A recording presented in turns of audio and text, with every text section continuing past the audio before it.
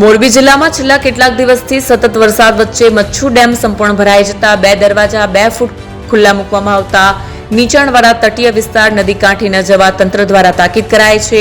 છેલ્લા 5 દિવસથી મોરબી જિલ્લાના માછી તાલુકામાં હળવો ભારે વરસાદ વરસી રહ્યો છે. ત્યારે મોરબી નજીક આવેલ મચ્છુ ડેમના કેચમેન્ટ વિસ્તારમાં તથા ઉપરવાસમાં પડેલા વરસાદના કારણે પાણીની આવક સતત વધી રહી છે, જેથી કરીને રાત્રિના સમયથી મોરબી મચ્છુ ડેમના 2 દરવાજા 2 ફૂટ સુધી ખોલવામાં આવ્યા છે અને પાણીને નદીના પટમાં છોડવામાં આવી રહ્યું છે. ત્યારે નદીના પટમાં નીચાણવાળા તટીય વિસ્તારમાં લોકોને ન જવા માટે તંત્ર દ્વારા તાકીદ કરાઈ છે. મોરબી નજીકનો મચ્છુ ડેમ છેલ્લે પડેલા ભારે વરસાદના કારણે ઓવરફ્લો થઈ ગયો હતો.